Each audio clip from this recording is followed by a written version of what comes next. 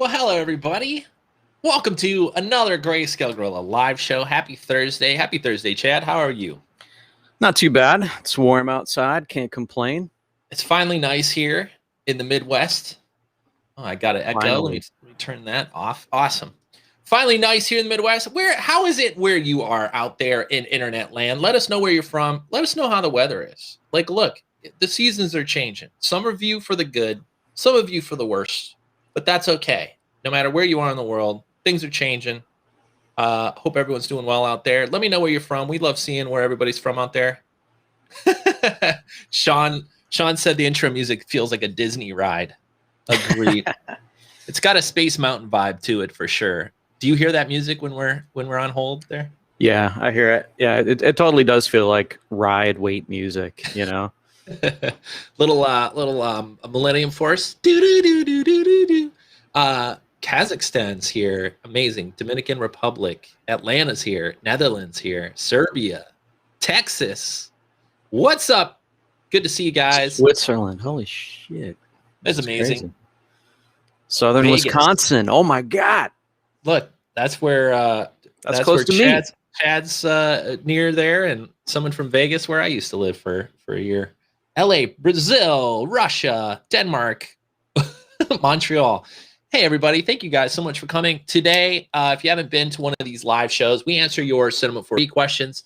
We usually schedule it around a topic. Today's topic is all about emissive, glowing materials, practical lights inside of your renders, how to make them look realistic, and some ways to think about them so you don't get all those grainy renders, and so they look good. It's tricky. It could get tricky. So I'm excited. Chad's going to be showing off some really cool scene files to kind of prove some points and talk about some techniques on how to do this. So stay tuned for that. We're going to be jumping into Chad's machine, which we'll talk about Chad's machine too in a little bit. How are you liking it so far? I love it. It's so nice. Oh, good. All right. It's crazy. We'll tease your machine here. We got some specs. We got he'll show you how fast this thing's running here a little bit later. And if you haven't read the latest article over at Greyscalegorilla, we talk about what Chad bought and how he configured this thing. So if you're looking for a new machine, go check it out. Got it from a great place as well. Chuck.4D. I'd like to live in Chad's machine. I don't know if you like it, you know, if you like things that are really loud and hot. No, it's actually not loud, but it's hot in there. Trust me. Chad and the Machine. That's your new band name. It's raining. Yes, I like that. Love it. Thank you guys for coming by. Do us a favor if you're watching here. Hit the thumbs up button. Let YouTube know that we're live. It helps us get the word out that we're live, and it helps notify some other people who follow us so they can come in, ask their questions, and hang out with us today. So do us a favor. If you're watching now, please hit the thumbs up. Let YouTube know, because we're going to get started here in just a few minutes. If you haven't been here before, we answer your questions. Usually the best way to get them answered is to start a question with a Q and a colon so that it's easy to see here in the chat. And then we start answering questions. The topic today is all about materials in Cinema 4D, and specifically emissive glowing materials. Chad, what do you always call them emissive materials? I feel like that was a kind of a term that I've only heard with the third-party renderers. Has it always been called emissive materials?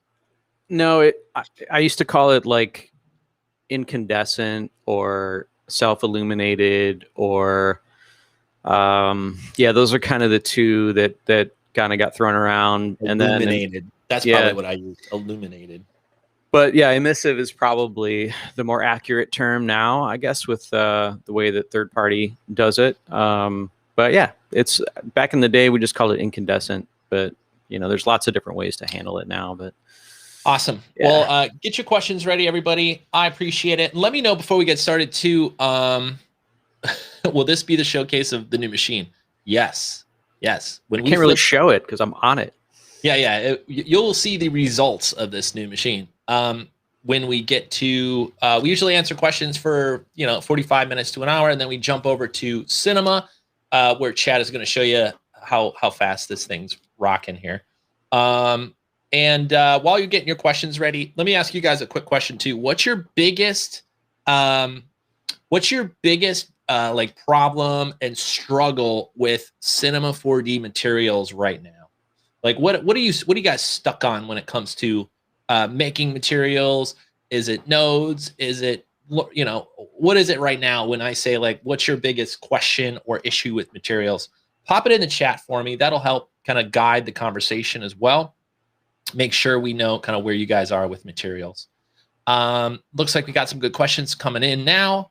Yeah, Denny, go ahead and throw your questions in here as well. Let's just load them up.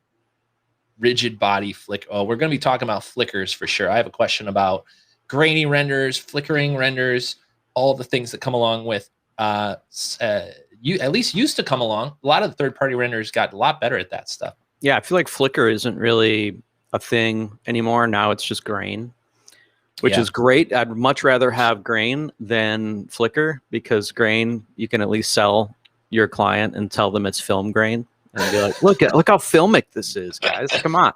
You know, people pay a lot of money for those plugins. I usually charge extra for the film grain.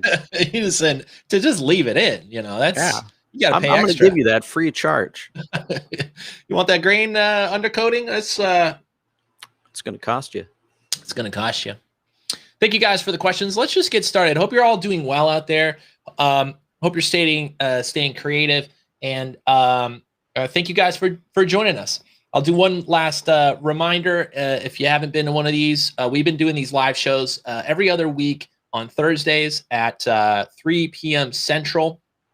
And if you want to follow along with more of these live shows, if you want to get notified next time these are coming up, don't forget to subscribe and hit the bell thing. That lets you know we're live. And stay tuned. We got a few more of these planned.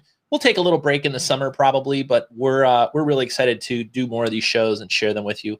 One last thing before we jump into questions: the podcast is also back and in action. We're actually taking a lot of the Q&As from these streams. So if you missed any from the past, you can actually go listen to them on the podcast.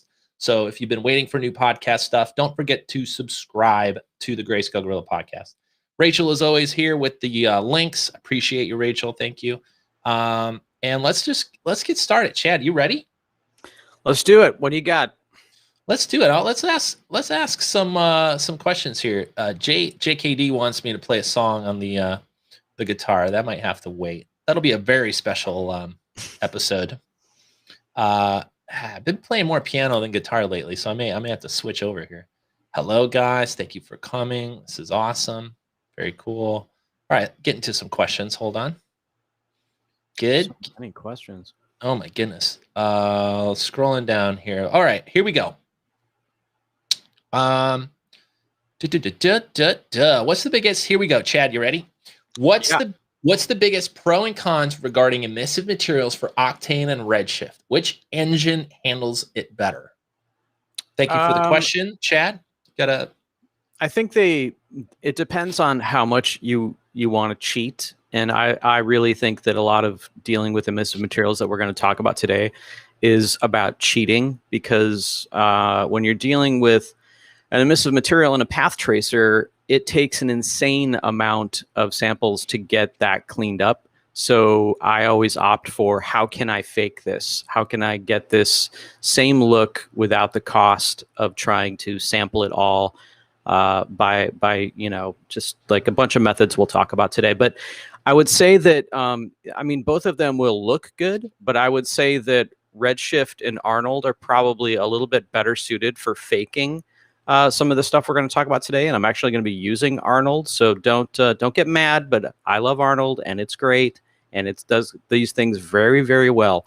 So I'm going to show you some cheating ways. And the best part about it is, if you see a method that we talked about today that you wish your renderer had, go complain to them. Go get them to go say, hey, I wish I could cheat like this. Can you guys add this feature that Chad showed?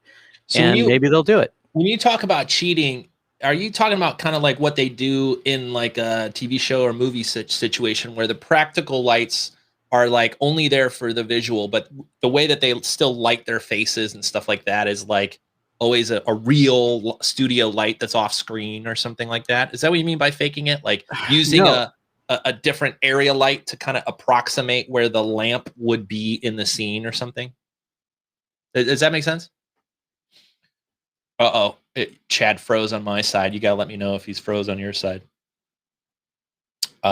Chad was freezing last night too. So I'm going to try to find a question I can answer and hope Chad. Oh, am I back? He's coming back, folks. Go ahead. Yeah, you froze on me for a second ago earlier. So I don't know. Maybe it's Restream has got some issue. But anyway, what I was saying, I don't know when I cut out. But yeah, so to answer your question, yeah, it's definitely like a mixture of those things. But normally the issue with emissive materials is that you're going to have a situation where that material is responsible for generating the light through global illumination bounces, right?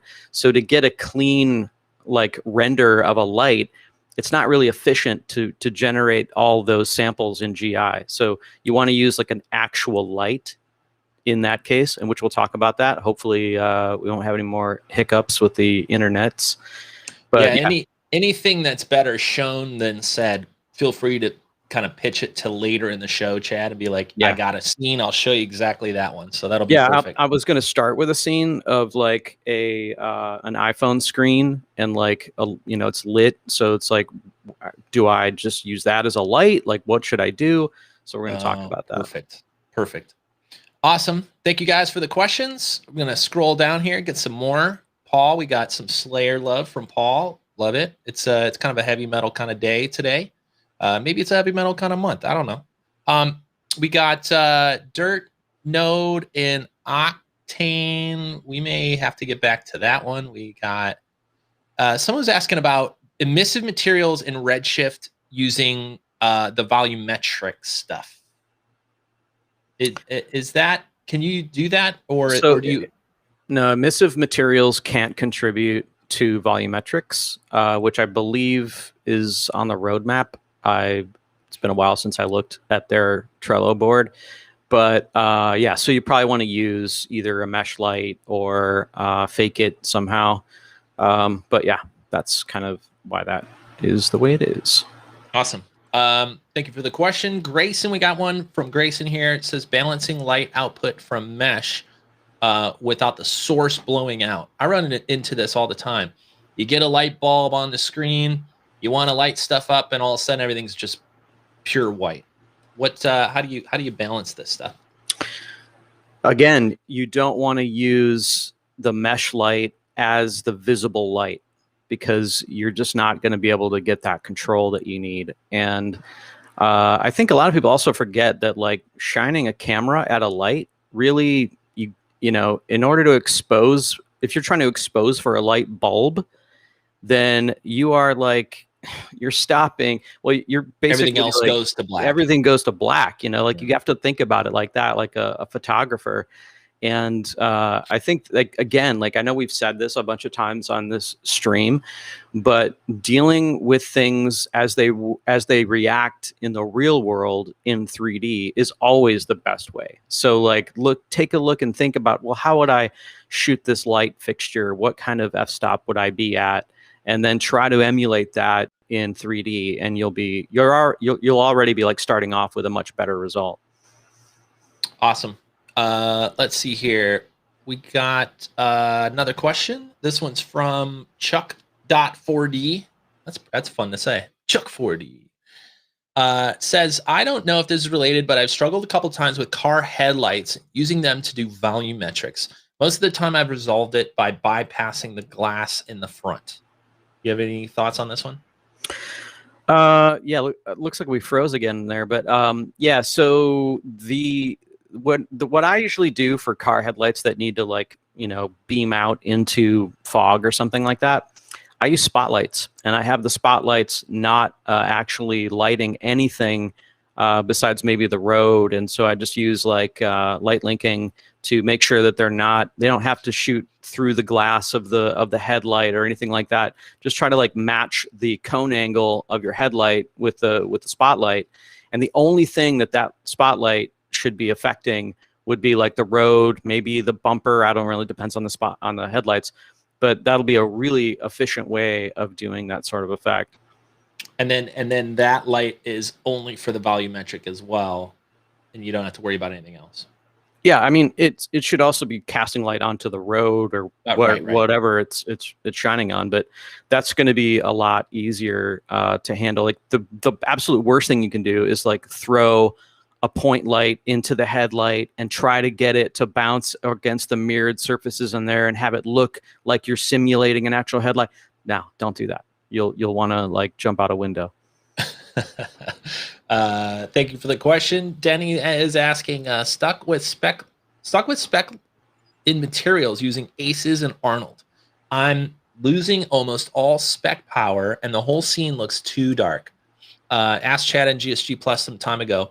Yeah, and Denny, thanks for asking those questions in our Slack channel. It's not always it's always hard for us to answer every question, but there's a ton of other artists there that are also trying to ask questions. So if you have a question and you're a Plus member, don't forget about our Slack channel. There's discussions like this happening all the time. So make sure you're joining our Slack. But any advice for Denny as far as Aces looking too dark, other than cranking up the HDRI? I remember this. And so the thing to remember about working in Aces is that you got to make sure that all of your texture maps are using the right IDT, the right input device transform. Even your HDRI has to use the right IDT, and just kind of like eliminate that as an issue. Like, okay, yes, I've made sure all my textures are properly being transformed. And the other thing to realize about Aces is that, yeah, it's going to look a little dark. That's just the nature of Aces. It's going to look a little dark, a little contrasty.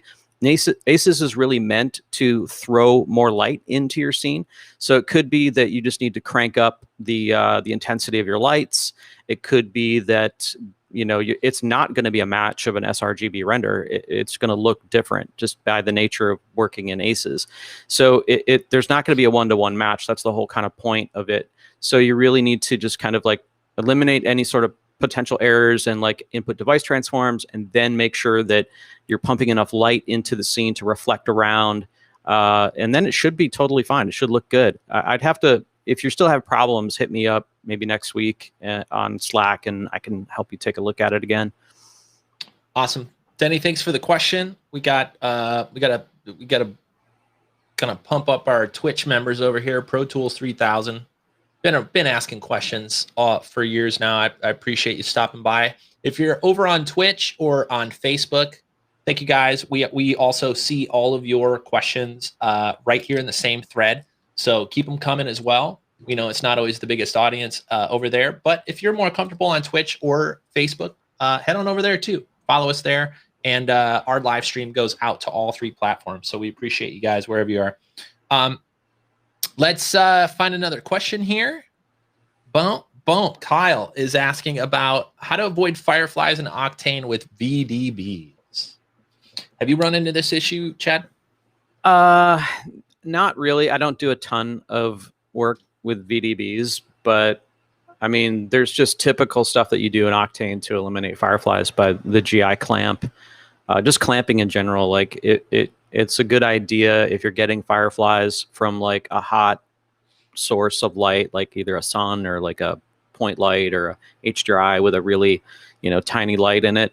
It's always a good idea to make sure that you are clamping the energy that's being bounced around your scene. If you're seeing fireflies, that's generally because there's some hot energy ray like pushing through and giving you those fireflies. So if you clamp the values down, and you could do that with, I believe, the GI clamp, and there might even be a hot pixel removal, that at least there was last time I looked in Octane. But yeah, and then of course, more samples. If you're in Octane, just like, you might have to just like deal with long render times and just crank up the samples. Yeah, that's definitely something I've seen. It's just cranking up your lights. It just takes a lot more energy. And that might actually be contributing to those fireflies too. More energy is more fireflies, so you may have to just revisit your clamp settings. Dean says, thanks for being so quick and with good answers in the Slack channel. Dean, thank you. Thanks for joining. You're welcome, Dean. Do not sleep on the Slack channel. There's some great artists in there helping each other. All right, let's see what else we got here. You prefer Twitch. Thanks for joining us on the Twitch. Love it. Yeah, YouTube can't post links, that's for sure. That is a downside. Let's try. Oh, I skipped. Sorry, the whole chat moved on me when I clicked. We may get back to those. Nick and Chad, what's a good way to add emissive materials to greebles and displacement type things? I don't know JS displacement. Is that like maybe a plugin or something you've seen, Chad? I'm not familiar with that one, no. But I mean, I don't really know. I don't know what that, if it means like separating out pieces of the geo or something. Like, I don't know. It kind of depends on what you want to do. Like if you're trying to make it look like there's little lights in the greeble or something, you might do like a polygon selection and then apply an emissive material to specific polygons, or, you know, use a UN in when you're in a polygon and it selects by normal. So you could like maybe grab some specific faces that way. Yeah, Pixel Brain says it is like a plugin or something. It's called JS displacement. So I'll have to look into that. But yeah, Chad, I just agree with Chad. Grab some polygons you want lit, throw it in, give it a tag, and you could use that tag to apply it to your whatever material you want. Let's see here. Let's go down. Keep the questions coming, guys. Thank you. It was awesome questions so far. And let's go with this one. And then I have one as well. I got to remember. Tom is asking, how do you create soft glow around an emissive versus just throwing light from it spilling all over the scene? How do you create soft glow around a what do you think that means? Maybe Tom, maybe you could clarify, but maybe you're asking about like the post-processing glow and what that does. Because to me, this centers around the idea that if you just in cinema put a emissive material on it and crank it up to 1 billion, it looks wrong, right? It looks wrong because there's no lens flare, there's no environment, there's no dust floating around it. You know, when you crank up a light in real life, you get environment, you get bloom, and especially if you're filming it with a camera or even in a digital camera, you're getting pixel bloom, and all those artifacts make it look like it's glowing.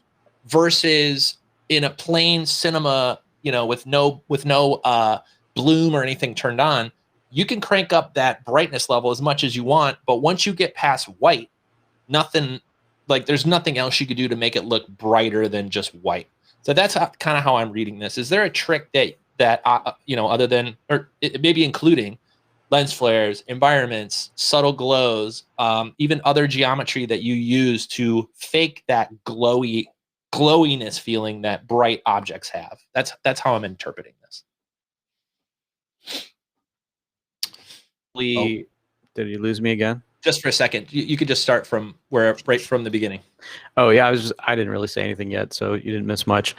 The trick is like bloom, you know. So I was like a huge proponent of doing all lens effects in comp because you just get more control over it. But now the renderers have such great IPRs and they have such great post effects in there already, and a lot of times I'm just cranking stuff out that needs to go to Instagram or the website or something like that. And sometimes I just don't want to go through the rigmarole of like comping it in Fusion. So I'll just use the bloom and the post effects inside of the third-party renderers, and that looks pretty darn good. But yeah, I mean, you're absolutely right. Like the reason something looks bright is because there was a camera involved, and we all kind of understand how our eyes react to bright light, and we all kind of understand how cameras react to bright light.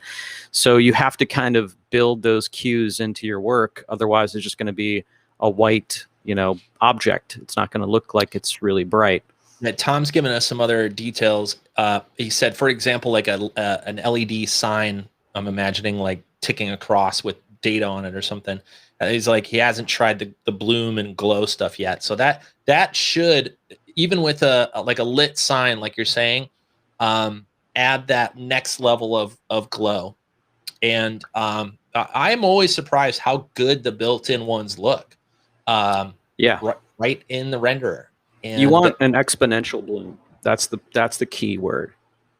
Yeah, so that should give you that. It's almost a fake for an environment, you know, like, because dust is really what makes that happen in real life. things glowing around it. Two things are making this happen in real life: dust, atmosphere, water vapor around the object that's bright. You know, you think of like a big spotlight in the air. Oh, there you go. And then the second thing is what Chad's showing is the lens itself. There's glass elements that produce lens flare. There's in some case blooming of the film, of course. Film blooms. You have digital chips that bloom when they get too much light on them. All these little subtle cues that we take for granted in the real world, or we just get for free in the real world, we got to go fake it in the 3D world. So lens flares, bloom, that's why all that stuff is so great to turn on. Even the default in Redshift, I think is I would have thought it, like, whoever set those settings would make it too overpowered and too, like, you know, too bloomy. But the really beautiful, subtle preset, the default built into Octane. So I just click it on, you get some really nice little glints and glows, and it's pretty good. I'd start there for sure. We'll probably see a few of those things too, I'm sure, in your scene files when you choose to use practical glows and things to kind of show that stuff. So stick around. We're going to be jumping into some scene files, and Chad will be showing this stuff in Cinema 4D, some real practical tips here. All right, let's get to another question. Let's see here. Yes, big greeble maps. JSDisplacement, I will definitely check out. Thanks for the links to that, the reminders. All right. We got Sean's, thank you for answering some questions there. Appreciate it. All right, here we go. We got some more questions. Let's go with Joseph's asking, can you suggest any training and courses that cover emissive materials in depth? I'm thinking about all three of the renders that we support and have training on in Plus. And I know that there's segments about emissive materials in all three of them, Arnold, Redshift, and Octane, that at least give you the basics of how to start to think about this. And in some cases, a little bit more in depth. I know in the Octane one, David shows you how to set up a full scene with emissive materials. He talks about the glow, and he talks about how to get some of those lens element things that we were just talking about. So if you're a Plus member, if you use Octane, I know we have that one. I know the Arnold one does as well. And Redshift, do you remember if there's the Redshift one? I know there's one about lights in there.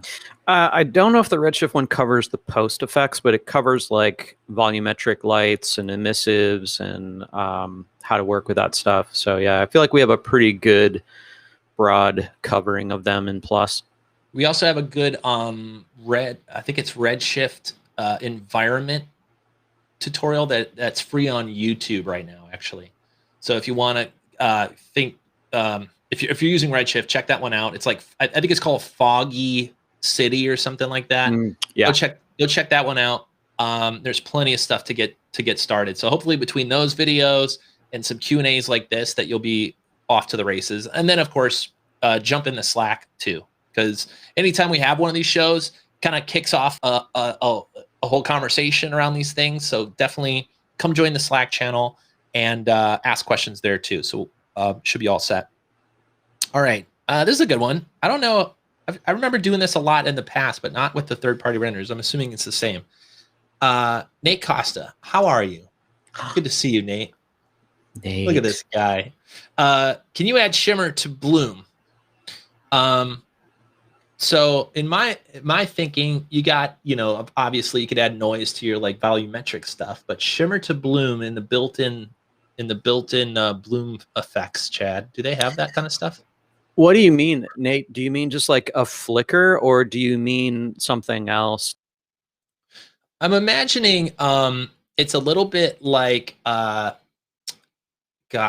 like I know Video Copilot's lens flare thing did this really well. It was like not uniform across the render. It kind of almost had a noisy volumetric to it that changed. It wasn't this constant lens flare. It was like kind of blinking and glowing, and it had little details to it. That's kind of what I'm imagining. Do you mean like as if like the room is kind of like foggy or something? Like you see like certain parts of the bloom are thicker. You might even kind of make out some sort of volumetric in it, or it could. Yeah, it's hard. There's so many ways to take it. Even Effectron's saying like an old star filter. You know. Oh, like, yeah. So like a real bloomy kind of effect. For that sort of thing, you just want to do that in post. Like it's not super safe to do that in your renderer, because if you render it out, you don't like it. I mean, a lot of them can separate these passes out, so it's not a huge risk. But yeah, those types of things are a lot easier to do in post. Yeah, Red Giant's got some great post effects with their universe pack. It's kind of like a made for editors effect pack, but they are really well done and they're super fast to render. They have a ton of those kind of things, like little chromatic blooms, little shimmers that you can just apply to bright things and dial it up. That I end up using all the time. I use sapphires, and that's pretty good. And then I still use what's the video copilot one? Like what's that one called? Somebody mentioned it earlier in the chat. It's the flare one that he does. Oh, the optical lens flares? Yeah. So that's got some really good stuff in there that you can take apart and kind of make it do what you want. JKD is asking a question. It says a dusk or micro floaties rig would be great for Greyscalegorilla. Good news. We got so it's not built into the hub and is as easy to download as everything else. We got all the materials, but included in your Plus membership is a dust alembic pack. And go look at the training for that, and you'll find that we not only is it looking good for dust, but it works really well for micro floaties too. I think to me, the only difference between micro floaties and dust is like, some blue background and like a little bit more depth of field to like blur it out a little bit. Go check them out. They work really well. They're large files. They're alembic files that are all dust and particles built exactly for this. And I use them in exactly that way. And it actually helps with today's conversation. I'm glad you reminded me of them. They also help when using emissive lights, to give that atmospheric look and give actual particles for lights to bounce off of and actually shine through and stuff like that. So if you're a Plus member, do not sleep on these. They look awesome. And you can download them and use them in any scene file, just as an alembic file. We have tutorials all about it. So definitely check those out. Thanks for reminding me about that one. Anything else to add for the dust and micro floaties, Chad? No, I've made other, for like more of the lens imperfection kind of stuff. It's not really dust floaties, but similar. I've made rigs back in the day in After Effects and then in Fusion, where I just made like a particle rig and then used like a lens blur to like make them all bokeh out, and then just kind of like screen that on top of my render, just really barely there. Can kind of like simulate some of those like lens imperfections. Yeah, like a little dirty lens. Denny's asking, second question from Denny. Thank you. Denny. Love it. Nailing it. What kind of texture projection do you recommend to use when working with Greyscalegorilla materials? UV mapping. What cubic mapping? Chad, what's your go-to when it comes to our materials? UV mapping. So all of our materials are assuming that you've UV mapped your stuff. If you haven't, a lot of them have triplanar built in. So if you want to just like plug in the triplanar, and then you're good to go. So those are the two methods that I recommend to most people. But if triplanar isn't doing it for you, and neither is UVW, then go for it. Play around. Maybe flat, maybe cubic, whatever works for your scene. But they're built for UVs, so like you definitely need to UV your models. If they're not UV'd, then you'll need to use triplanar or try some other mapping method. Quick question. I see an awesome question. I got to remember too. Sorry, I got to take a note. How do you set up triplanar? Is that something you have to do in the renderer itself, or is that something in Cinema that is the same across renderers? All of our materials are built they have triplanar nodes right off to the side of every image loader. Yep. So you can just like plug them in. But yeah, each third-party renderer that we support, Redshift, Arnold, Octane, all have triplanar. But explain plugging it in, because I'm a dummy about this. Do you just leave it on UV and then just plug the new output in the nodes? Like use this instead? In Redshift and in Arnold, you take the JPEG out and you plug it into the triplanar in, and then that goes right into your diffuse, whatever, and roughness. And in Octane, it's a little bit different. You have to like choose the UV method or the transform method, I believe. I do it by muscle memory, so for me, it's like I can't really visualize what it looks like right now. But yeah, it's a slightly different method for Octane.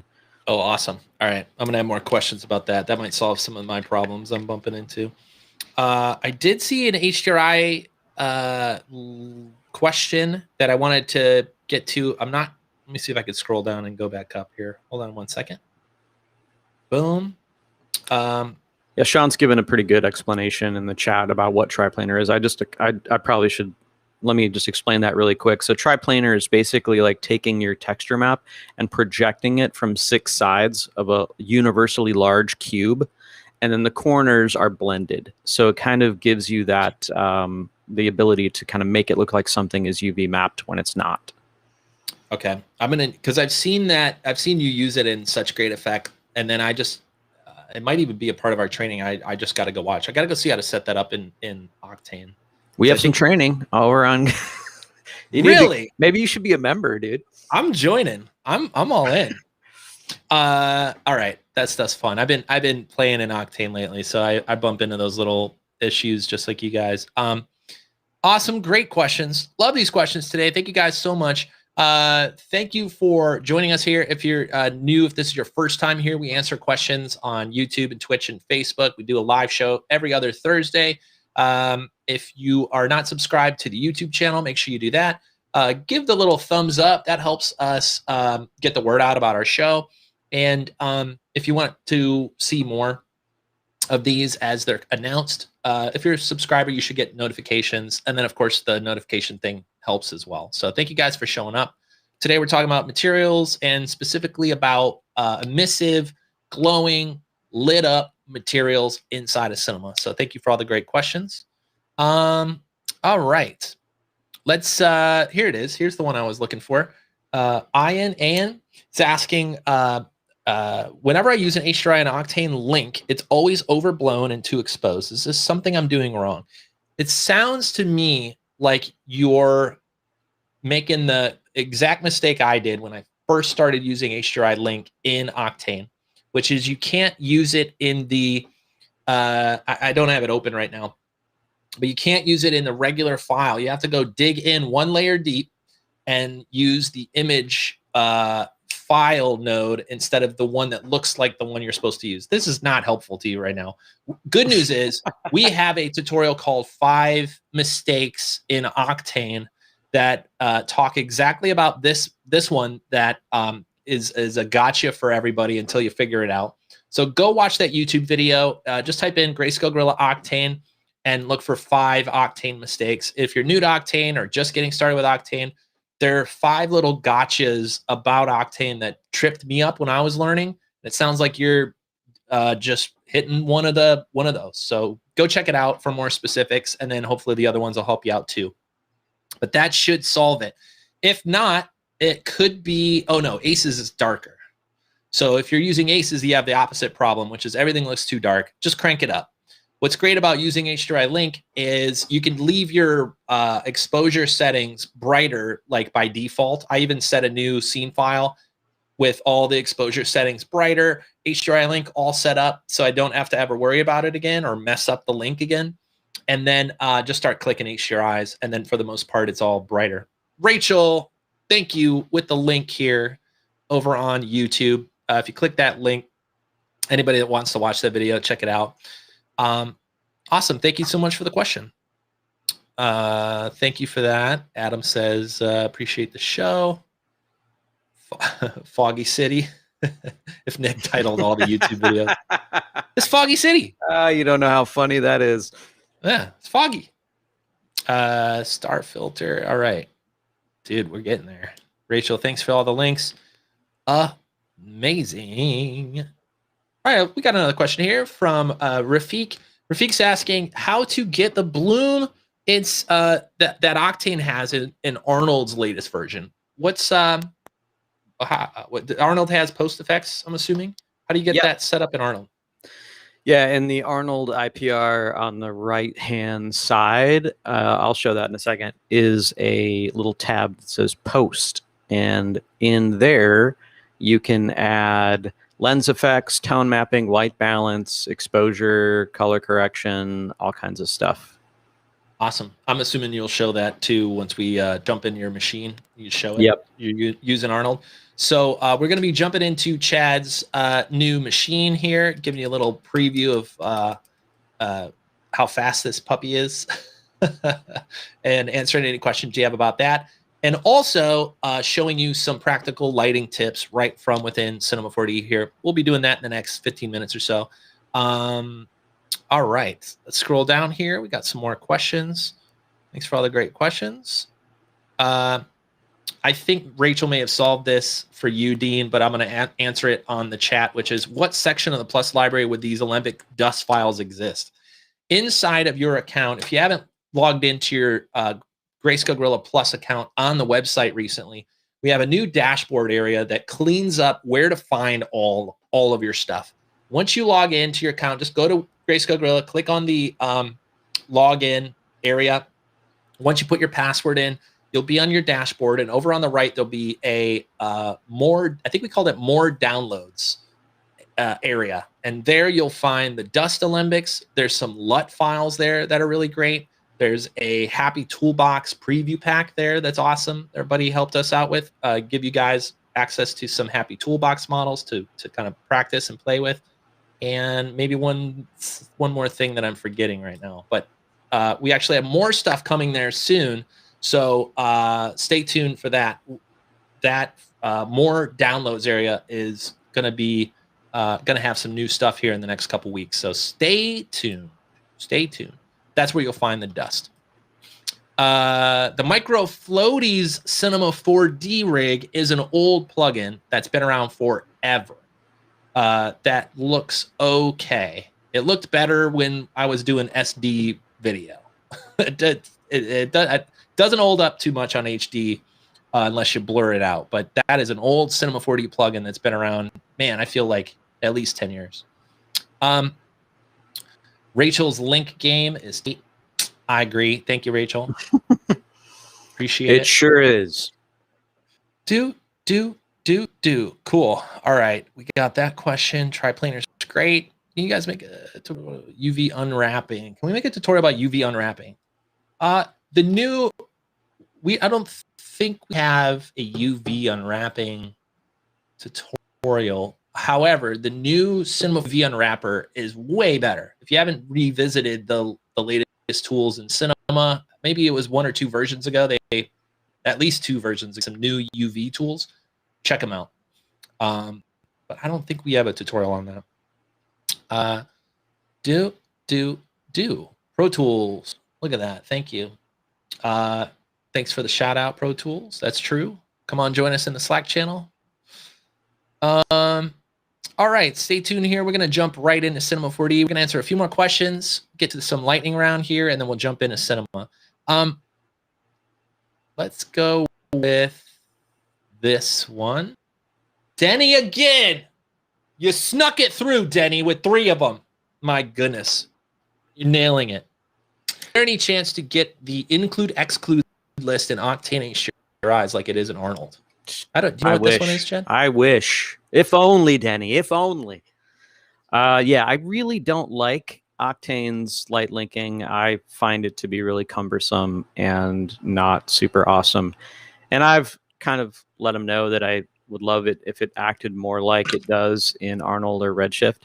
So maybe they'll do it. Hopefully they will. But yeah, I do think that that's a really odd workflow in Octane for sure. Thank you for that, Chad.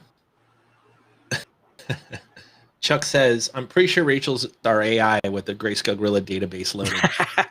I mean, Was she that far? knows she's you're not far away. Like she has a massive database. It's all up here. It's right here. I've seen it. She knows where all of the videos are. Thank you, Rachel. It's our AI. It's like Siri, but it's like our Siri. Rachel, where's the latest? Where's the latest video? Well, Rachel knows a lot more than that stuff. All right. Let's see here. Baking off time. Winbush knows the Unreal stuff. Yeah, if you're interested in Unreal, Winbush is doing some great stuff with Unreal. Here's one. Paul says, hey guys, not maybe directly related, lamp with a shader. How to get realistic light through the fabric and onto the environment. Ooh, that is a good question. So you got the emissive bulb, right? And then you got the little stand and stuff next to it, and then you got a big old like lampshade. Is it fair to try to do that for real and get light to penetrate through the lampshade and also light things? Or is that you could, but that's silly. See, okay, so we're gonna I think I even remember you had like a light with a lamp in your demo scenes for today, right? So maybe you could talk about how to set that up, even, you know, maybe not have to go through the whole thing, but that might be a good scene to kind of start with and show you, Paul. Does that sound good?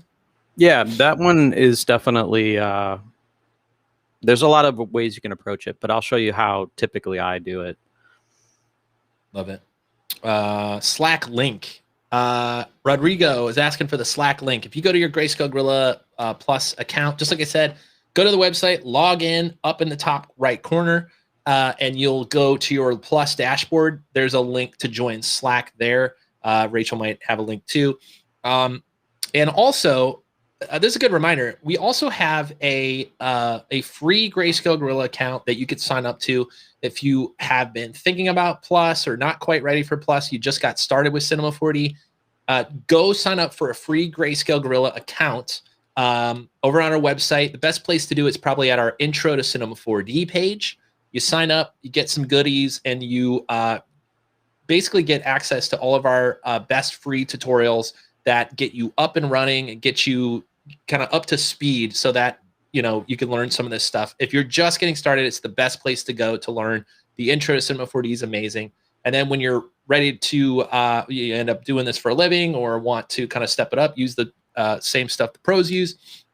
We have other ways to help you out with Plus and all that. So definitely don't forget about the free Greyscalegorilla account. That's what it is. That's what it's called. Sure. Greyscalegorilla's version of Jarvis. There you go. Yes. Siri, but with a harder name to spell. That's great. Love it. Love it.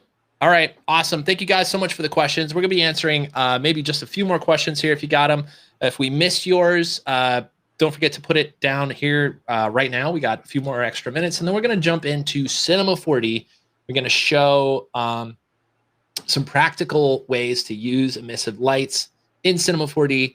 And if we have time, there might even be a little preview of some stuff we got coming soon. So definitely stick around. I'm excited to see your machine in action, Chad. I'm excited to see some tips here about emissive light because I always mess it up. Yeah, I'm a little worried about our internet connection. So if it drops out, just, I guess, yell at me somehow. Yes, that is true. I don't know if I'll hear you. Yeah. So I'll just have I'll text you if something really bad happens. There you go. If I'm like gone for 10 minutes and thinking I'm showing the world some amazing thing. That's definitely happened to me back in the early live stream days, Ustream and all that stuff back in the day. There's definitely a time where I thought I was demoing for 15 minutes. So as you can see, guys, you know, we just fixed it. It's all done. And I'm getting messages from friends like, you're not live. Rachel's got the link for the register link there. That's a way to get the free account and get access to our best free stuff. So let's see here. Octane instance node and X-Particles is not efficient enough. Any ideas? Mohammed is asking. I'm imagining what you're trying to pull off is like a billion particles, and it sounds like, you know, Octane instance and X-Particles isn't quite like robust enough for what you're trying to do. Is that what you're getting from this question? Seems like it. I mean, it sounds like they're wanting to copy many objects around in the scene, I'm guessing. I can't really speak to their efficiency because I've never really tested them very thoroughly. But yeah, I mean, if you suspect that there's something wrong or going on, that maybe there's a bug, then definitely reach out to the developers. I feel like that's like a good thing to just like a good PSA for everybody listening is like, I have a lot of friends that they'll complain about something wrong with the software, and they'll just like, yeah, this thing doesn't do what I want it to do. And I'd be like, well, did you actually like send them an email or like maybe go on their forum and tell them, no, I don't want to do that. It's like, well, that's, as developers, we love that. We need that. So don't be afraid if something isn't working the way that you think it should, to send the developers an email, send them a message. Don't like, you know, obviously you want to be polite and like nice because you catch more bees with honey. But yeah, you want to like, you know, let people know, like if it's not doing what you think it should do, reach out to them. They will most likely, if they're a company like us where we always put customers first, we will try to help you figure it out. Yeah, absolutely. I've been finding the Discords and the Slacks are just awesome communities right now.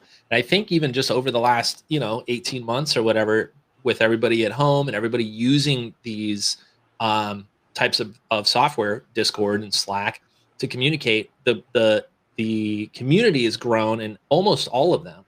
I was just in the Octane Discord with a question and was answered in less than a minute. You know, somebody's there that has the answer. We see this in our Slack channel all the time. And I always forget that too. I always kind of, especially if you've been in the industry long enough where you're just like, I'm here, who am I? I don't know anybody that works over there. What am I going to do to change their mind? But there's actually now tech and places for exactly that discussion. How do you use these tools? What can we add? How can we make it better? Did you find a bug? All of this stuff helps. I know it helps us a ton. And I could just imagine someone like Cinema 4D and Octane X-Particles, they want to hear from you guys too. So check it out. Sure. And it looked like we had a better answer to the question than we did. That says, so I think it was Redshift, or Arnold is more tied into X-Particles than Octane is, I think, what I saw, which I think is also true. So it could be just the way that Octane and X-Particles kind of commingle isn't fast enough. But again, I haven't connected those two in a long time. It's been a while. All right, let's wrap up here. Any last questions, and then we'll jump into Cinema 4D. Hey, Amador's here. What is up? Good to see you, bud. What's up, dude? Hey, man. Let's see here. Yeah, Joel. Hey, here's a good example. Joel's telling us a little message that he wishes we had, which is an iOS app with our courses to watch in the subway. We don't have the ability to download the courses in the way that something like Lynda allows you to like download and watch it on an airplane without Wi-Fi. However, Thinkific, which is the platform we use to run Gorilla U and all the training, is pretty good on mobile. So as long as you have an internet connection, you could watch, just log in on your phone, iPad, and stream any of the training that we have in Greyscalegorilla Plus right there on the app. So yeah, maybe not the subway or the airplane quite yet, but the if you haven't checked out the new platform, it works way better with streaming and everything. Thanks for the question. All right. Boom, boom. This might bring us right into your demo here, Chad. We got Rui. Hope I said your name right. Is there a way to assign mesh light into polygon selection in Arnold? I've never tried that. There might be a way to hack that together. That's a great question. I'll have to think about that one, because that's definitely would be cool, although I don't really know if it's possible. But it seems like in my head I can almost kind of put it together. I would have to think about it, but that's a great question. Awesome. Well, I think we're about ready to hop into Cinema 4D. If you want to see some Cinema 4D, let us know in the chat here. And also, as we transition into some screen sharing, let us know what your biggest takeaway was from these Q&As. Is there anything we learned that you're gonna use in everything moving forward? And I'll ask you too, maybe at the end of the show, if there's something there.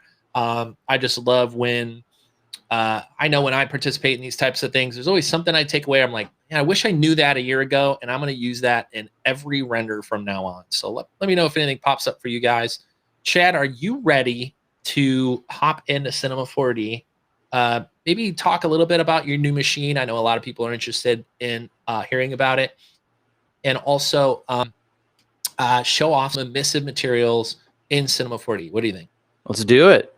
Let's do it. All right, share your screen with me or through this app here, and then be aware that the bottom right-hand corner is our heads. So if you show anything in the super bottom corner, just try to move it up or tell us what you're clicking on here. Okay, we'll see this. We'll see what happens here. This internet connection's got me a little bit worried, but we'll just kind of plow through. I'll just constantly ask, "Are you still there? Are you still there?"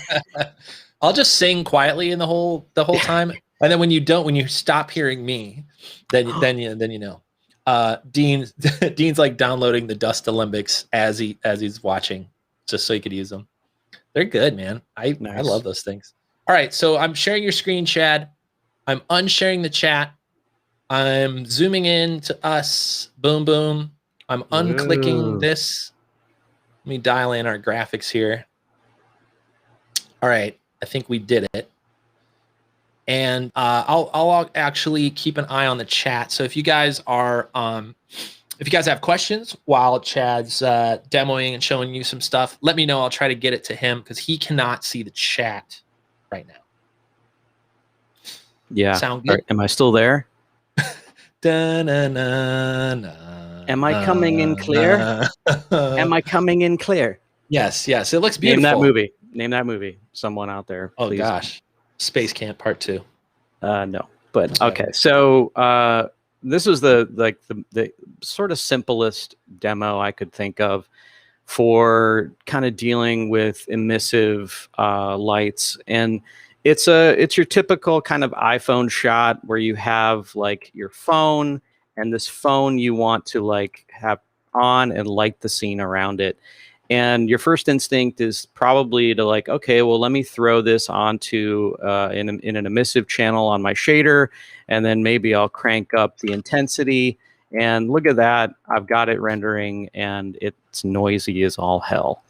So you can kind of tell that this method probably isn't really going to work because it just gives you all of this grain.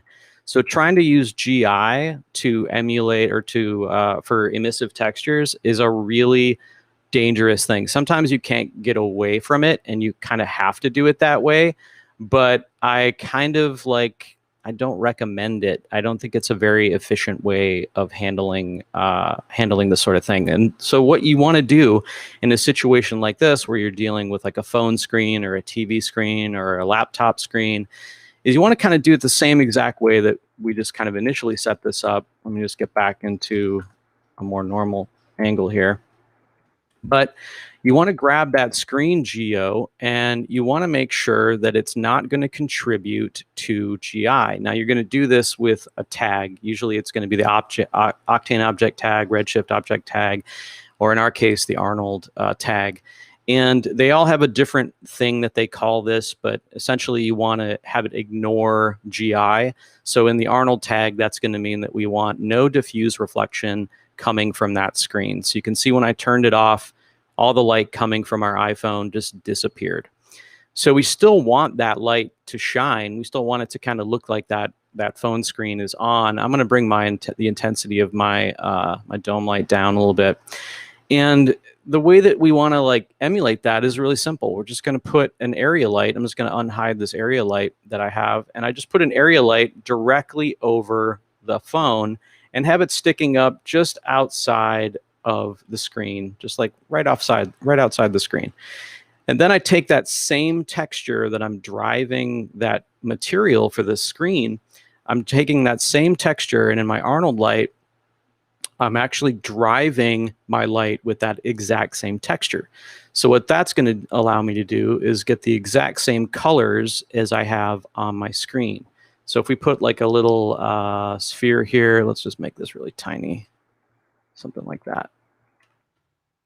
Yeah, let's move that over. So you can kind of see we're getting the same colors that we would get from our screen had we been using this to generate GI, but it's way more efficient. It's like way, way, way more efficient. So now we don't have any of that noise that we saw down here before. And that's because like area lights, dome lights are all optimized and kind of tied to the way that the renderer works versus emissive emissive polygons, or however you want to call it. It's just inefficient, right? Is that kind of exactly the way to say it? Exactly. You're basically concentrating samples on this light. The lights are made to be efficient. They're made to be lighting things. And not to say that emissive materials can't contribute to GI when it makes sense for them to, but you have to recognize that you're going to pay a price in rendering time because you're going to have to sample all those things much more to get it to be clean. So if we, like, for instance, if we hid that light and we went back into our geo here and we turned on the diffuse contributions again, we could sit there and wait for this to clean up, but it's going to take a lot longer. So the idea is like recognize what you're trying to do and try to figure out ways to cut corners with lights instead of actual textures. I think that's the biggest takeaway. Sorry, I got a drink of water here. That's the biggest takeaway is like you want to make sure that you're using lights because they're way more efficient than textures. So in some, like I said, some instances you can't get away with it. You have to use textures, but most of the time I try to get away with using a light. It's funny, it's still the same way. I mean, that was the original Light Kit Pro was built on that concept, which I wanted realistic shadow box wrinkles and all that stuff in my light. But when you just put that on a plane, it does this, right? Even physical render and everything else, it's just grainy. It's not as accurate. But by combining an area light with the texture, the way that you did it, it kind of gives you best of both worlds. You get efficiency, you get the reflection you want, you get the light emissiveness you want, and you're off to the races here. Oh, I forget the name, but somebody was asking about the bloom and blooming effects in Arnold. Can you show where all that stuff is? Because I just saw it turned on your scene there. Yeah, here I'm going to crank the emission weight of this material way up so we can like really see it. Let's do like 50, something like that. So this is like many nits on a monitor like that. So we should probably also increase the exposure of our area light so that it really kind of matches a little bit more. All right, so to get this nice blooming, head over to the post tab right here, and you can just add as many of these as you want. Like right now, let me make this a little bit bigger so it's a little easier to see. We've got a strength slider here, which can go like crazy, crazy bright. And then you have a radius, so you could like tighten up that radius if you wanted to, or you know, create vignetting on top of the image. They have all sorts of different ones in here. They've got color correction, exposure controls, lens effects, tone mapping, white balance, denoising, and a light mixer, which I don't have time to get into, but yeah, it's right here, post effects. Awesome. Yep, and all Octane and Arnold and Redshift all have a version of this. It's located slightly different in all the renderers. I know that in Octane, it's in the camera tag where you can dial this in, and also in the final settings, but I think they just talk to each other and do that. Yep. And then I think Redshifts is similar, if I remember. Been a few. All right. Let's see here. So we got a question that says, Would a mesh light do the same thing? A mesh light in this case wouldn't make a lot of sense because it's a flat plane and it really doesn't. Mesh lights are more efficient than an emissive texture, but not as efficient as an area light. So if it's a flat surface like this, I'm going to use an area light because it's way more efficient. And because a mesh light is going to be emitting light out of the normals of that mesh, it doesn't make a whole lot of sense to use a plane because you're essentially doing the same thing that an area light would do. Does that make sense? I think so. And this question kind of is a natural one too, which is, what about light bulbs where it's not flat like that? GH Sync, I think I got, or GHS NYC. I think I screwed that up last time.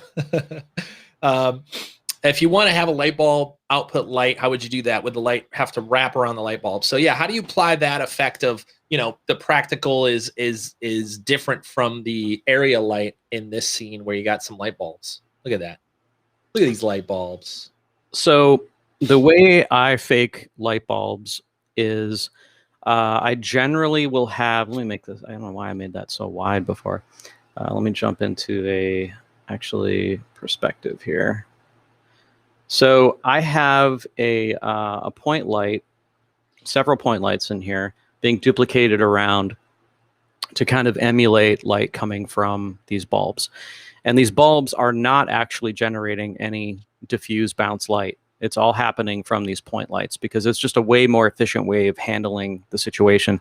If I tried to get these textures to like generate GI, then the grain on this would be pretty insane. And the surface itself, like the way I'm handling the light bulb itself, I'm handling that in a very kind of unique way. I'll dim these down so you can kind of see that these actually look like glass bulbs. And as I bring the intensity of this inside light that I have marked here down, they actually dim out and they're glass, they're actual glass.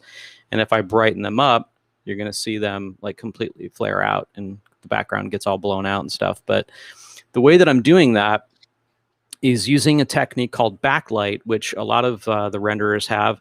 And I think in Octane, it's just straight up subsurface. But in Redshift and Arnold, it's a little bit more, I guess, easier to set up, I would say, in that if we look at this, let's just look at this bulb material. The way this bulb material works out, oh, it's right here, is it might be actually easier if I set this up in like a completely separate scene. So let's just do that really quick because I feel like this is going to be a little bit easier to see. If we set up a plane and we make it face the camera here, and maybe we throw a human figure behind it right there, and then I'll just drop a light back here, and then I'm going to go ahead and fire up the IPR. And I think what I'm going to do is grab a standard surface, apply it to my plane, and just make this. Then we're going to go over to subsurface. But before we do that, we want to turn on thin walled. And what this is going to do is it's not going to be as expensive as subsurface, but it's going to give us that translucent paper kind of look. So if we bring this up all the way, and now maybe we take our area, our light here, and we dim it way down. Oh, did I do this wrong? Let's see. This guy, oh, I did emission, not subsurface, my bad.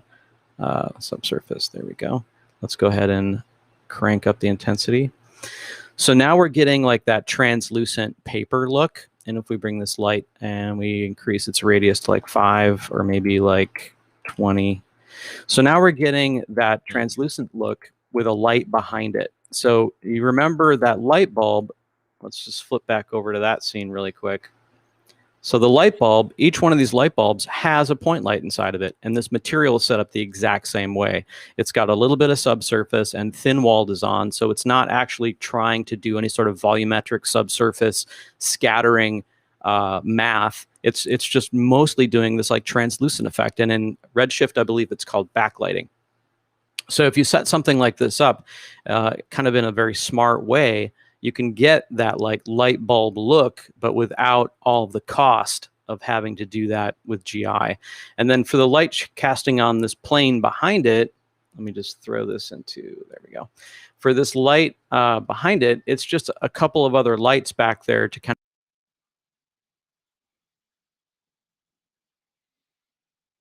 I don't know if it freezes for everybody, but just a quick little freeze for Chad for the moment. Let me know what you guys are seeing. Am I back? I think you're good. I think Am I back? I think you're good. I think it's your internet connection. Or it could be mine. Who knows? Who knows? So You're we'll good. both point our fingers at each other. It's you. It's like Spider-Man. It's you. Anyway, but yeah, so setting it up with like a backlight material gives you that look without having the expense of like an actual subsurface. And then the other bonus on top of that is that you get to use actual lights as opposed to trying to crank up the intensity of a material. So I'm driving it with this point light here.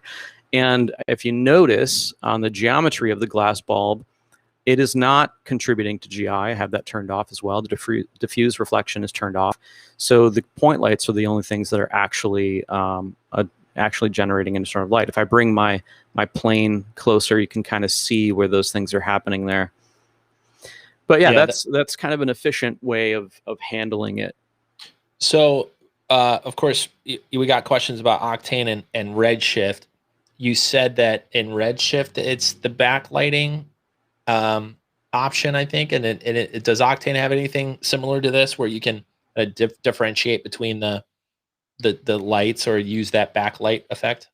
Yeah, so in Octane, I believe you have to set it up as a subsurface material, and I believe there's a flag or a switch for like a thin-walled version, if I'm not mistaken. But if you're in the GSG Connect Slack, remind me next week, and I'll try to build a scene similar to this and show you how it's done in Octane. But yeah, it's there. The entire reason that I'm even using Arnold for this demo is because they've got a lot more tricks and things to do for saving time and like little nice little tricks that you can do with like you know, the mesh lights and the thin walled and all these types of things. So it's good to show everybody the options of what could be happening. And again, like if you wish that Octane had some of these features, go hit them up, because I probably would agree. Awesome. All right, so let's move on and check out maybe a different scene. I know somebody mentioned the lamp, or like a table lamp or something, right? Yep. So let's go ahead and take a look at this. This is a slightly more complicated setup, but I think it's worth showing because it's definitely comes up in production, and a lot of times you're not really sure, if you've never done this type of work before, you're not really sure like where to go or how to get it to do what you want it to do. So it's good to kind of see, and believe me, my way is not like the absolute way. There's probably, you know, a million different ways you could handle this. This is just how I set things up. So inside of the lamp, there are 3-point lights kind of in the same position that there would be light bulbs. And those are basically just going to be pointing out and giving us this like nice little cone effect coming from the bottom and top of the lampshade. But they're not actually doing much more than that.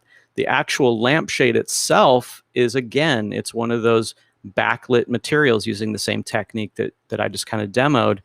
And then the light coming from the lampshade is actually coming from a mesh light. So let me just open up the geometry for this lamp so you can kind of see. We have the 3 light bulbs that are inside of the light. And then we have the shade itself, which again just has a similar technique. I think I'm actually using one of the Greyscalegorilla Plus materials, one of the fabrics that we have. And I'm just turning on a little bit of subsurface in there. Let me just scroll down to that.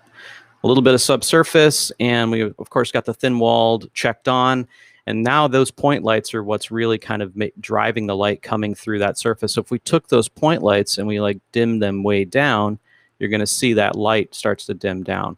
Notice how the light on the wall didn't change, because I created a copy of the lampshade and I created a mesh light in Arnold, which is a fantastic way of doing these sorts of things. So I took a lampshade, and I'll just make this mesh light visible just so you can see it really quick. Actually, I think I have it set to not be renderable right now. let's see, maybe that doesn't show up actually. That should be showing up, but regardless, it's definitely a good way of handling this sort of thing, because you want that light to be casting on the wall. And there's really no good way of faking that. Like I could probably put like 10 point lights going around the lampshade, but that's not very efficient. I could try to like position a bunch of area lights, but that's not going to be super efficient. So creating a copy of the lampshade and setting it up as a mesh light, it makes total sense for this. So let's go ahead and figure out why that's not now. I got to bring the intensity back up. So there we go. Actually, that's the light itself. I forgot I turned off the lampshade lights, which are going to be these guys.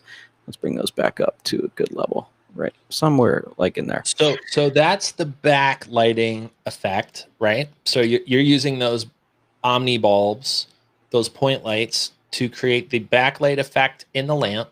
Mm-hmm. That's purely for the look of the lamp. Yep. Oh, and the top and bottom cones kicking out the top and bottom. Yep. You can kind of see it if I make it super intense. Perfect. Then the shade light is the mesh light, using the same mesh as the lamp shade. Yep. And that is what you mentioned earlier, where it's slightly less efficient than like an area light, but way better than an emissive light. Exactly. So it's going to clean up a lot much faster than it would if you were to try to use this lampshade as like an emissive material with GI bouncing all over the room. Like that's just not going to be efficient. So I generally try to keep everything having to do with casting light in lights and not in textures whenever I can, because it's just going to be the most efficient way of handling it. So generally when I do these types of things, I'm setting up, I'm kind of like trying to set it up in a realistic way. So we have lights inside of the lamp that are obviously going to be casting out the top and the bottom, but I don't want to have to use the shade, like I said, for GI to get that light coming out of the lampshade. So using a mesh light is just the most efficient way of doing it. Perfect. Love it. Let me know if you guys have any questions for Chad. He doesn't have the chat in front of him. I do. Let me know if something pops up. Paul says exactly what he was looking for. Look at that. Appreciate it. It's amazing. Yeah, it's definitely fun. The great thing about doing it this way is that it's art directable. So like if you are, let me just jump out of this camera for a second. If you are like trying to set up a shot and you're like, man, I like this shot. I just want my light to cast more, but I don't want my lampshade to blow out. Well, that's pretty easy to do using this method. Like you could crank up the exposure of that light on the wall, and then you could dim down the bulbs in the shade to something like that. And it immediately, like, it's so much more art directable. Yeah, because you're separating the physical light in the scene from the light that is the light producing light. Exactly. And like they cheat this all the time in all the sitcoms when they turn out the light and go to bed. You know, they got some practical light off screen that is actually lighting their face, and then next to their bed you see this lamp that has like a 1 watt bulb in it just to kind of fake the light. It's almost like that, but with even more control, because now you can put actual light on the lampshade and not have to hide it, you know, or like hide a little LED light in a practical scene the way they have to in the physical world. So right. Really cool. We got a couple questions here. And I think you may have another scene file. I forget. I think you do. Keyframe is asking if, I'll just put it on the screen here too. If let's say you use mesh lights all day, every day, instead of emissive, would that still be significantly better? I think that's what you're saying, right? Like almost never emissive, or maybe that's a better way to ask it. When would you use an emissive material versus a mesh light or one of these kind of fakes? I think it's kind of like if using an emissive texture to light the scene is less of a pain than using actual lights, then use it. That's kind of the rule of thumb. Like if you're getting good results and it doesn't take a long time to clean up, I mean, yeah, go for it, right? I mean, it's not, you're onto something, but that's really the bottom line. Is like the only reason you do it is to save render time or save time. So if you're finding that the scene is simple enough, or whatever, for whatever reason, emissive textures are rendering just fine, like pretty fast, and they're not a problem, you don't have any weird fireflies or anything like that, then go for it. Yeah, absolutely. I mean, if speed were not an issue and like path tracers were real time, I don't think anybody would fake anything. I think everything would be like, yeah, let's just do it real. Unless, of course, you need to art direct it, and you might need to change the way something looks, as opposed to like what we just did with this lampshade. We have the lampshade and we have it broken out separately from the actual light it's casting. And that can be really nice if a client's like, you know, I like this shot, but the lampshade is too blown out. Can we tone that down without it affecting the light in the scene? And yeah, you can if you do it with this method. Blair is asking about IES profiles. He says the light trick you just did reminds him of IES profiles. Is there do you ever use those in your work? Yeah, I used to use them. I use them on headlights. I use them on certain things. And if you're not familiar with what they are, like every light manufacturer in the world generates these files called IES files. And what they are is they're kind of like, imagine every light fixture that you go to Home Depot, or you're going to some, building a commercial building or something. Every light manufacturer has to have one of these files so that architects and designers can understand how the light is going to throw, the pattern of that light. So these files actually hold light patterns in them so that architectural visualization companies can load these IES files into a light, and it'll throw that interesting pattern that maybe a canned light from some, Lumitron or whatever company made, and it's going to look exactly how it does in the real world because you've got this IES file, and it's like, yeah, that's it. Like that's what I want in my hallway of my library or whatever.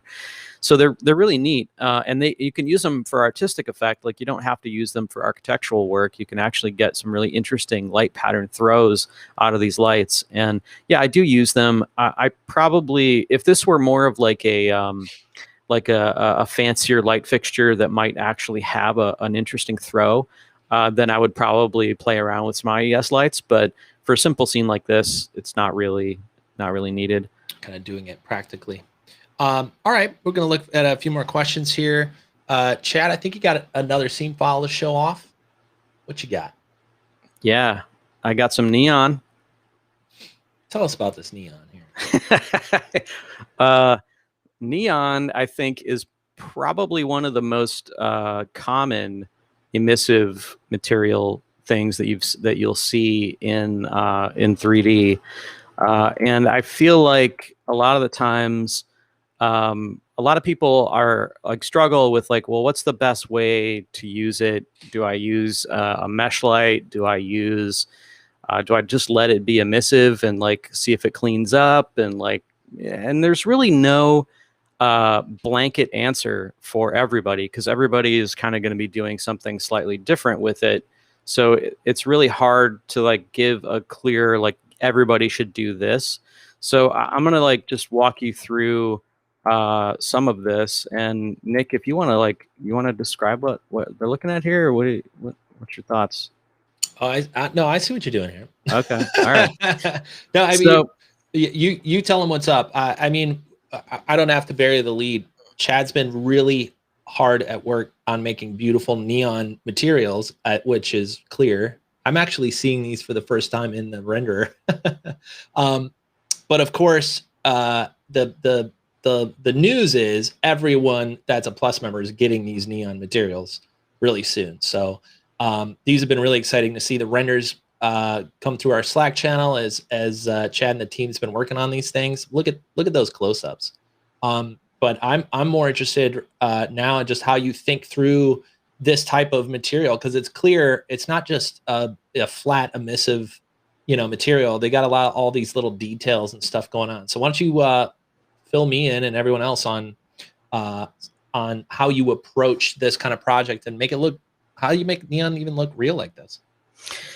So the trick for neon is really about trying to emulate reality, like it always is, right? I mean, that's kind of the blanket answer for everything. But I want to talk about like some of the pitfalls of dealing with neon in 3D and things that you can do to hopefully alleviate some of that. So I do have a background plane on here, so I'm going to go ahead and just make this background not so specular. So I'm going to bring this down to like 1.5, bring the roughness down, and make sure that okay, cool. So let's just actually bring the spec down and make it almost white. And the reason I'm doing that, I'm also going to turn off some of these lens effects so we can see really what's going on here. And let's crank up a little bit more samples. So the issue that you're going to have when you're trying to use this in an emissive way is that it can be kind of like hard to get that to clean up. Like it's not, Arnold's not having a problem with it because this 3090 is like blazing. But which by the way, if anyone's interested more about the machine Chad's using, we just wrote an article, and I forget actually, it's linked in this YouTube live show down in the description. And I know Rachel has a link for it too. If you scroll up, she might repost it. Just didn't want to leave you guys hanging. Yeah, go ahead, Chad. Yeah. So again, we're going to use that same kind of technique, right? Like we have a neon sign. I just threw a plane on the ground so you could see the light casting from the neon. But the issue with this is that, let's say you wish that that light was a little bit brighter.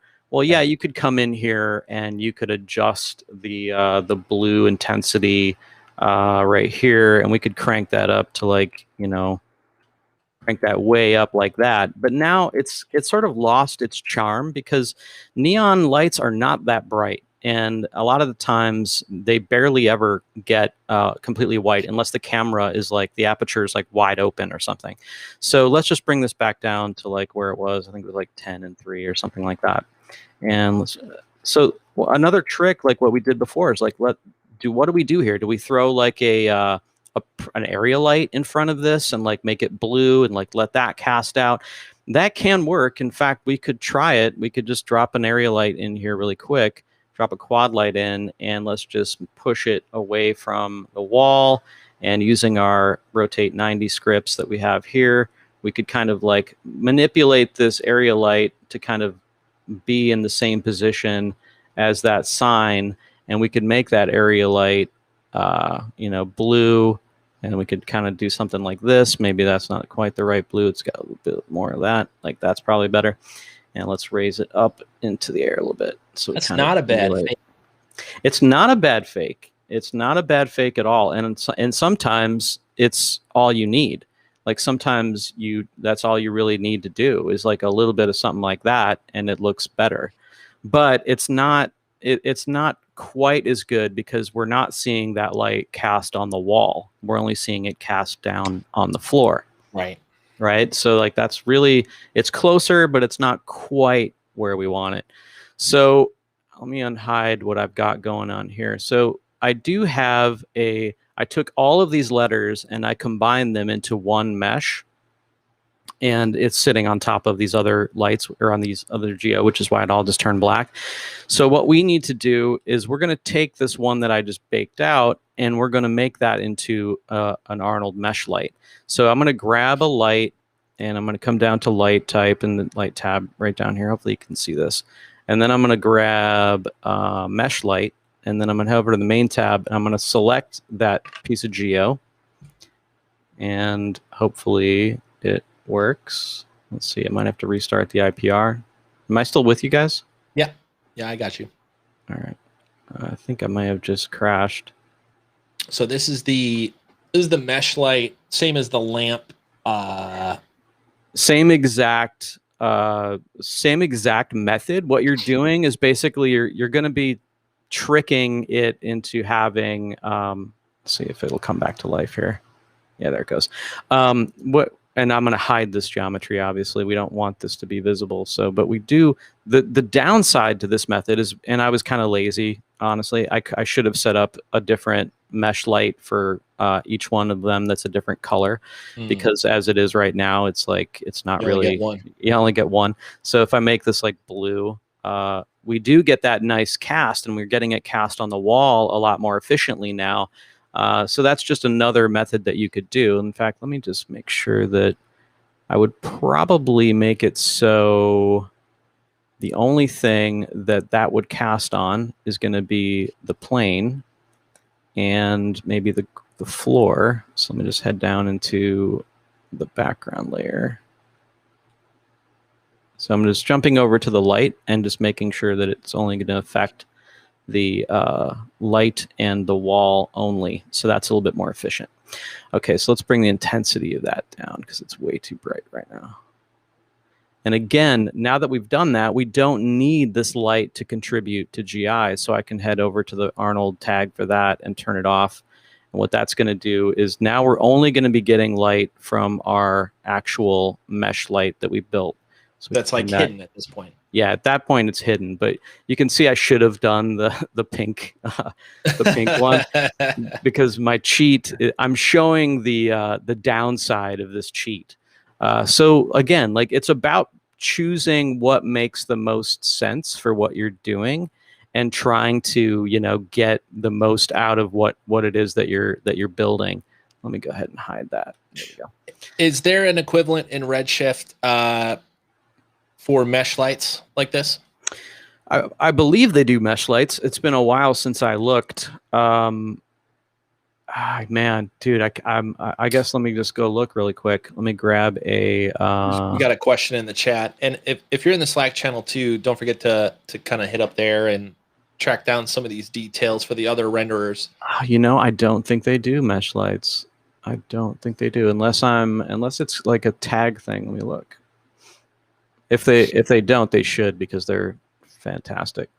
No, it doesn't look like they do. Zach is asking, could you throw a blue to pink gradient on that mesh to fake it even better and get a gradient map on your mesh to fake your colors? Gradient map on the mesh to fake the colors. Oh, you mean if in like it went from blue to pink to blue? Oh yeah. On the mesh light is just going to take UVs from the actual mesh itself. So if you set up like a flat map. Exactly. You could you might be able to do that even. That might even actually be a cool way to do it with an area light too. Like if you wanted to try to like, fake it with an area light, and that method actually was working kind of well. And you could texture this area light to kind of have that same quality. What I would do, honestly, is I would take this area light and probably drop it behind the neon sign, like right off of the wall. And then I'd take the area light and have it only affect the ground. So I'd come down here and grab the ground and have it be include only on the ground. So that way I can really, let's see if this will work. Yeah, there we go. Get a little bit of that light.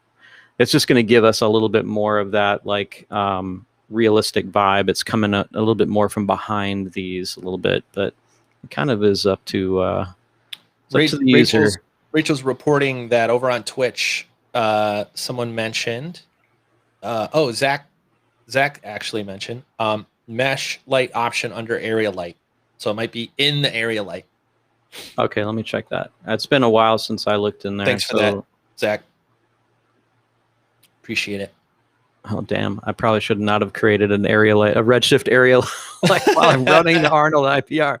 They're going to call the cops on you. I know, dude. What? They're like,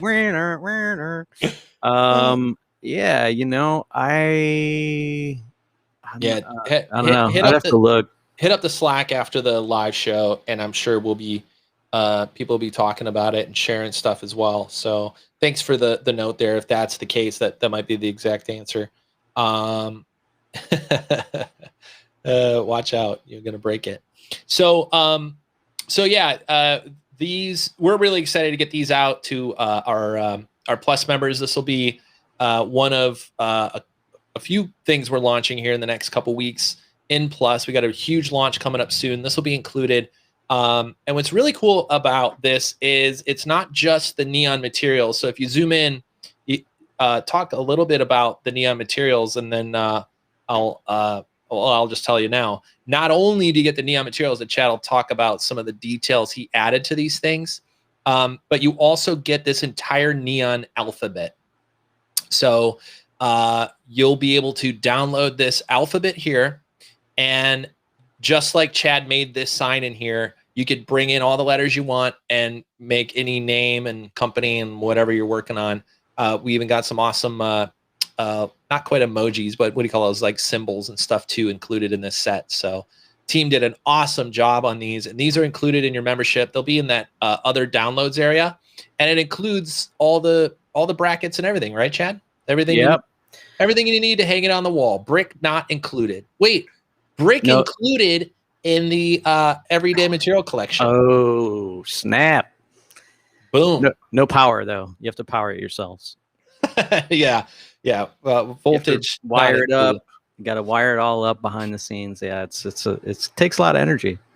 You got to connect it all with the cables before it works. Yep. It's a big thing.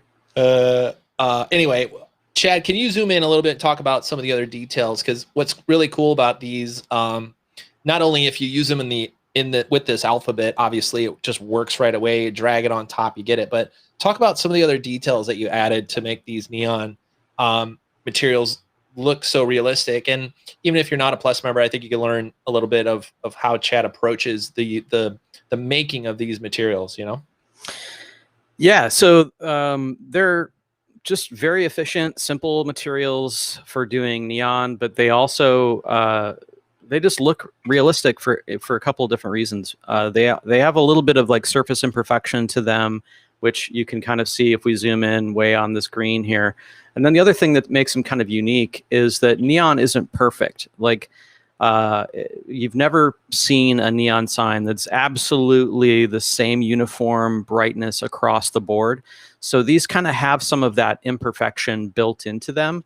And let me just grab the screen here.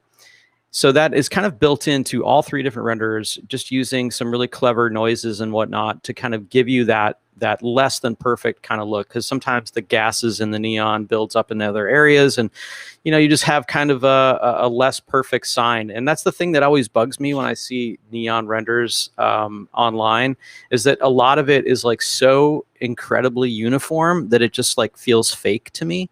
And then the other thing that kind of bothers me is that they don't get the fall off right, because the way that neon works, you got a brighter spot in the center than you do on the sides.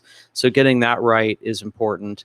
And then the other thing is just the way that they, a lot of people want to, like, I talked about this earlier, people want to blow them out. Like they want those lights to be completely blown out. And most neon lights are pretty dim. They don't really go that bright. And of course you can brighten these all up if you want to. Like if you want to make this green like crazy bright, you could easily do that.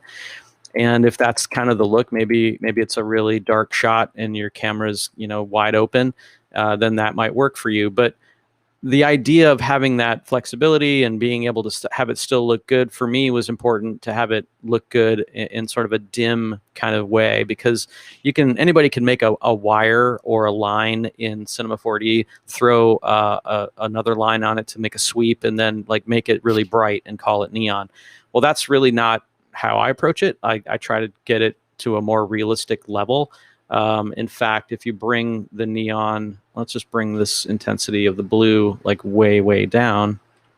Let's like get rid of it altogether. 0, if I could type. When the intensity is all the way down, they still have a glass material on them, so they're going to reflect. They're reflecting that green right there in the light next to it. So it's important that when you dim them down or you turn them off, they're not black. They should actually feel like they're made out of glass. So it's just a simple little collection that we're going to put out soon, and hopefully you guys dig it. Awesome, man. Thanks for sharing. If you're a Plus member, look for an announcement in the next couple weeks. We have a huge new release coming for Plus members. Coming real soon. It'll include some new materials, new HDRIs, this alphabet, and some other goodies we got planned for you guys. So we're really excited. Team's been hard at work making this. And someone was asking too if it's like a plugin. These will come in, I think, just like you're showing them, right, Chad? So they'll come in as just like a set like this, and then you can mix and match right here in the scene file and spell whatever you need to. Obviously, duplicate anything you need. But they're just objects. Like you can just pull them around.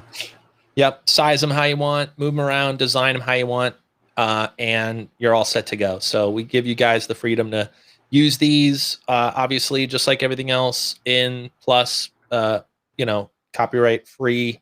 You go use them in your renders and build some beautiful stuff. Somebody said there'd be a ton more like Tokyo alleyway renders coming soon. Yes. Love it. Awesome, Chad. Thank you for sharing that and for making those awesome materials and for the team to make those that alphabet. You guys did an awesome job. Shout out to Jake. Yeah, as we wrap up, Nugget's asking about the PC stats. Chad, you want to give some general PC stats, and I'll also mention again, if you want to dive deeper into exactly what Chad's new machine is, we got a link down below in YouTube in the description. And also, Rachel's been posting links to the latest article over on the website talking about this new machine here. So, Chad, you got like screams. You got the big. Look at how fast that is, dude. It's like clean already on my screen. I know. It's like done. Like, let me hit play. Oh, it's done. So, what is it? What do we got? The Threadripper? What are we rocking here? It's a Threadripper 3990X and 2 Founders Edition 3090s, and they're linked together via NVLink because Arnold really enjoys NVLink. And it's screaming. Like right now, here's the mind-blowing part. I'm only using one GPU right now. This entire scene, everything that I've been doing today has been off of one 3090. Because I need to save that other 3090 for the stream, and like, because otherwise it like can like get weird with the stream. So I'd like to stream with only one card. So it's insane. Like, yeah, I mean, you can hit play on a timeline with a bunch of clones moving around, and this has got depth of field and motion blur, and it's just like not a problem. Not a problem.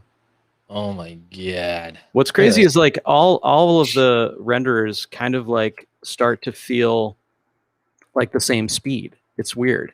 Like I don't like, before Arnold was kind of known as like the slow one, and Redshift or Octane was like the super speedy one, and like with these cards, it's like they don't feel all that different. Like they all feel super fast. Like it's pretty insane. That's amazing. Oh my god. Yes, please. I mean, dude, it's clean. Like it's insane. It just cleans right up, and that's one card. Yeah, this is just one. I'm just using one card right now. And like here, we can render this frame out. Let me see what the settings are here. They're asking if you're running Arnold GPU. Yes, of course. Yeah, Rachel got it. Yeah, okay. I'm only doing that one, but I mean, I could flip it to the CPU so you could see the Threadripper too. Let me just do that really quick. So this is let's just go to Threadripper land, and let's just knock some of these settings down a little bit. So this is Threadripper land, and it's it too is like speedy for a CPU. Like wow, it's that cleans up fast too. Yeah, I mean I didn't have it in progressive mode. Let me throw it into progressive mode. This will be a little bit speedier. But yeah, it's not bad, but I tend to stay in GPU. When you have these cards, it's kind of like, let's just keep it in. Let's just use these cards. Yeah. Here, you know what? I'll pause the IPR and I'll initialize both cards. Uh-oh. And we'll render out a frame here. I'll just keep it pretty simple settings here. Nothing too crazy. And let's jump back out to our close up, and here we go. Render. If the stream kind of like conks out, it's because I'm using both cards for this, but yeah, and it's pretty much almost done. Oh my god, look at that. What res is that? 1920 1080. My lord. Ooh, that wood. Ooh, that wood. I mean, I probably threw even too many samples at it. Like I could stop it right now. Yeah, it was done halfway through. Yeah, so that's 26 seconds for that. So, like that's kind of bonkers, man. That's amazing. Thank you for showing that. People were asking about it. Learn more in the link. Rachel, thank you so much for making those links. We also have a question about the neon materials. Let's do this. Chad, are you all set? Let's go split screen and we'll answer a few more questions and roll out of here. What do you say? Or do you just want to like play? I just want to watch you render. So you keep rendering. I'll just keep going. And I'll ask a few more questions. We'll do a little last minute lightning round. They were asking Keyframe's asking if the neons are procedural. Yes, 100%. Yep. Awesome. You can drag those on to whatever you want. Probably helps if it's round, little tube shape. And you got neon, my friends. It seems like real life. Paul really is digging the machine. Appreciate it. Yeah, I think that article might include benchmarks. Is that true? Yep. Benchmarks at the very bottom. Yeah, go check out the latest article. It's all linked up. How is the scene set up? This was. Do you want to talk about the scene and who set it up? Yeah. So the scene was designed by Dan Zuko and textured by yours truly, and the MoGraph setup was yours truly. Yeah. And it's literally just a MoGraph going along a spline, and then some clever stuff going on with the let me look in here. Rolling. Yeah, I'm using a time for the rolling, and I'm offsetting the start roll so that they don't all kind of like start from the same rotation position. And then there's just a little bit of noise to make them like look like they're wobbling along the track, and a little push apart to keep them from going anywhere. But yeah, if we jump out to like the main look view here, I can actually add more spheres if we want. Let's do like 64. Hello. Oh my gosh. I can't 200. believe I haven't asked for the scene file yet. I'm like mad at myself. I don't have this. Look at how fast this is, dude. This is mind-boggling. I love it. Like 16. Like there's 16. Let's watch 16 go. I bet it's probably gonna not be able to handle if I do like 128 of these. Break it. Let's see what happens. No, it's doing it. your like push apart gets a little funky. Yeah, whatever's going on. Yeah, there's no dynamics. That's all just push apart wildness. Oh, push apart. I love you, push apart. It's an awesome one. That's amazing. Yeah, dude, it's so crazy, man. Like, I'm so stoked. Puget, you knocked it out of the park. Love you guys. Yeah, thank you guys. It's real exciting. I'll be setting mine up here soon as well. Excited to share my experience as well with you guys. So I am one of the jealous ones. I'm right along with you guys, team. Hopefully I'll get out to your place soon and drop that off for you. I'm very excited. Check and render in real time. I know, that's amazing. That's great. Awesome. Thank you guys so much. I'm going to go back to our split screen. Chad will end this puppy and we'll take it home. We got 550. Hey, there you go. That works. Thank you, bud. Chad, Thank you for sharing and showing that off. Guys in chat, before we take off, let me know what's the number one takeaway that you guys got from this discussion. What are you going to use next time you reach for emissive lights? Any tricks, any tips, anything else you learned here that you took away? Because that's what we're trying to do. We're trying to help you guys learn. In some cases, we know a lot of you are just starting, so some of the basics on how to think of this.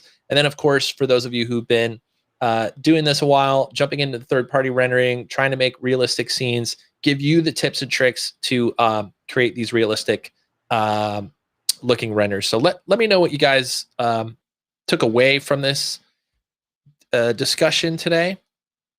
And again, a big thanks for those of you showing up, hitting the like button, and being a subscriber and all the fun stuff we're doing here. We will be back here in 2 more weeks. Put it on your calendar now. Same time, same place here on YouTube, Twitch, and Facebook. That'll be 2 weeks from today at 3 o'clock Central Time, 4 o'clock Eastern Time.